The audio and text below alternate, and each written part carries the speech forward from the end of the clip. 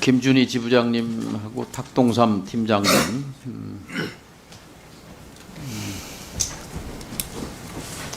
얼마 전에 낸 공익신고자 입장문에서 누가 진짜 공익신고자입니까? 구구절절히 말씀을 하셨는데 거기 그 민원사주라고 이제 자꾸 나오는데 우리 과방위에서는 민원사주라는 말이 좀 사주라는 말이 어렵기도 하고 좀 헷갈리기도 해서 청부민원이라고 하는 것이 훨씬 더 명료하다. 어떻게 동의하십니까? 단어가 중요하지 않고 의미가 중요하다고 생각하고 청부민원이자 민원사주이기도 하다고 생각합니다. 단어가 중요하지 않은 게 아니라 개념이 굉장히 중요합니다. 참고하시기 바라고요. 우리 탁동삼 팀장께서는 이제 유희림 씨라고 계속 호칭을 하는데 어쨌든 조직의 기관장 유희림 위원장인데 유희림 씨라고 호칭하는 이유는 뭡니까?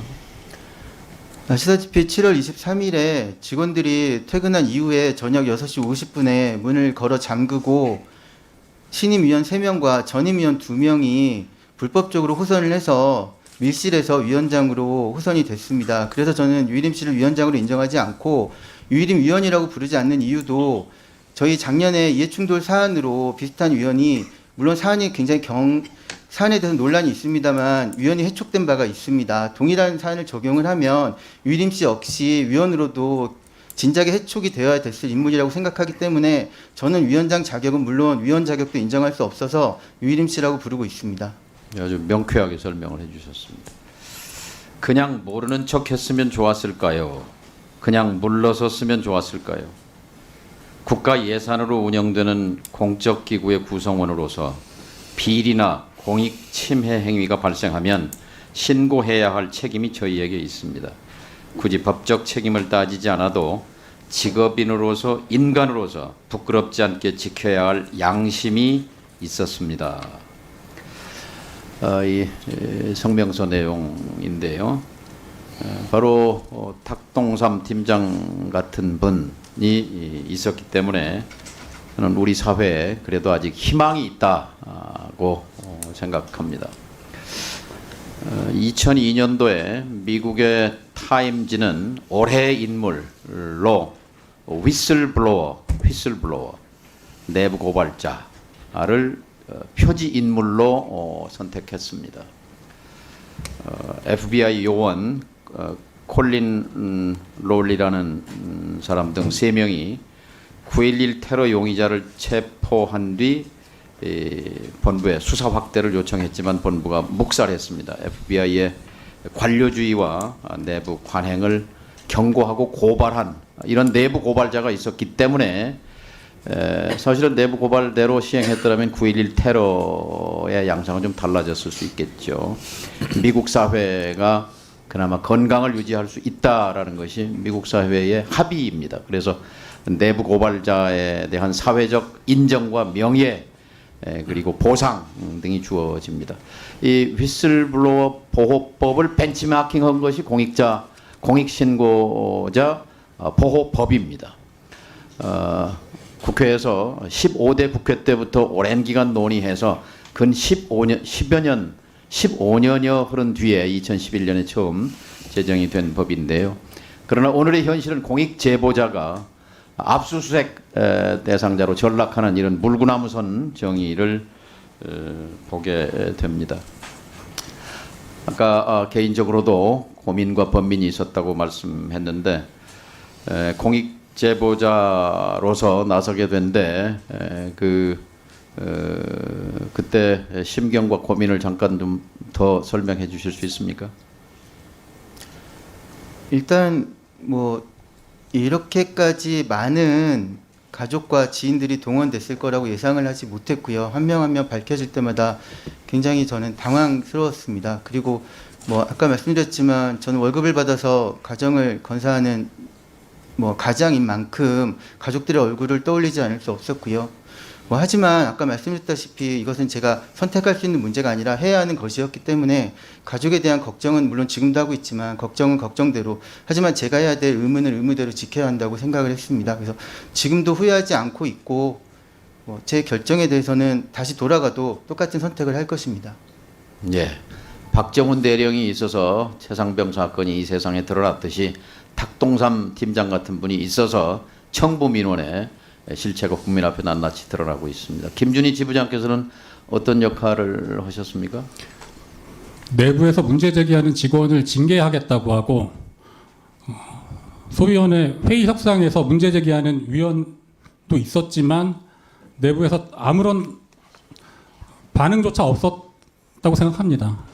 내부에서 해결이 불가능했기 때문에 권익위를 통해 문제 제기를 할 수밖에 없었고요. 저희는 그 최초 익명의 신고자 3인 중에 한 명이기도 하고 올해 1월에 방심위 직원 149명, 공익신고자 149명 중에 한 명이기도 합니다. 이렇게 많은 직원들이 공익신고에 동참을 했던 이유는 이해충돌 방지법 위반이 너무나 명백했기 때문이고 유일임 체제 방심위에서 벌어지는 문제들을 바로 잡아야 한다라는 사명감과 자존심, 자부심 그런 것들이 있었기 때문이라고 생각합니다. 예. 그 권익위에서 오신 두 분 들어가시고 두 분 좀 나오실까요? 김정대 과장님하고 홍영철 과장님. 시간 조금 2분 더 드립니다. 예. 네. 아니 여기 공익이 뭐라고 남았는데 생각하십니까? 3분 우리 저 드리세요. 두 분 짧게 권익위와 공익의 관계는 뭐죠? 얼핏 이해하기로는 사적 이해가 아닌 공공의 이익이라고 생각을 합니다. 얼핏 이해가 아니라 권익위의 존재 이유가 공익 보호에 있는 거 아닙니까? 네, 그렇습니다. 예. 예. 공익 제보자 맞습니까? 방심위 세 분은? 홍 과장님. 네, 그 공익신고자 보호법 공익 제보자 맞습니까? 이해충돌 아니 공익 제보자 맞냐고요? 맞냐 아니냐? 이제 공신법상에는 공익신고자라는 게 있는데요. 그 이제 공익신고자란 공익침해 행위를 신고하는 사람을 말합니다, 의원님. 근데 이제 공익 제보자 맞아 설명하지 말고 공익 제보자 맞아요 아니에요?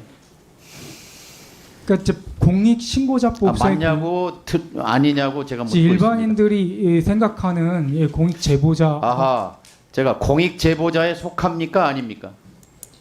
대답해 보세요. 지금 유정 권익위원장 이름이 누구죠?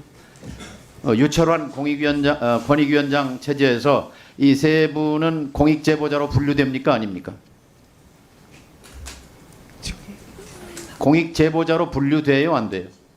지금 현재 저희는 유철환 이제 체제에서 공익신고자 보호법상에 그 보호 기준을 준용해서 준용하고 있습니다. 이해충돌 방지법이 공익 그걸 제보자예요 따라서 아니에요? 보호하려고 하고 있습니다. 공익신고자에 준해서 보호하려고 하고 있습니다. 김 과장, 공익 제보자예요 아니에요? 공익 제보자라고 저희가 먼저 이렇게 딱 정해가지고 이렇게 지금 공익 현재로는- 제보자가 아니라고 본다 이 말인가요? 아니 그건 아닙니다. 그건 아닙니다. 예. 그건 아닌 뭐예요?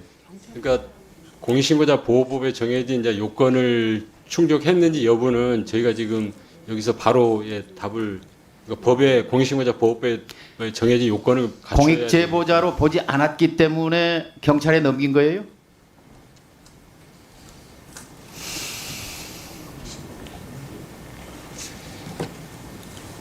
경찰에 넘겼다는 게 경찰에 제보를 했잖아요. 경찰에 신고를 했잖아요. 저희 부서에서는 방심위원장이 이해충돌 방지법 위반 행위 의혹 신고 처리를 했고요. 옆에 홍영철 과장 부서에서는 신고자 책임감면 신청 사건에서 처리하고 있습니다. 두 분의 직책이 부패방지국 청렴정책 총괄과장, 청렴정책. 그렇습니다. 그리고 공익신고자 보호과장. 네, 그렇습니다. 네, 그렇습니다. 예, 맞습니다.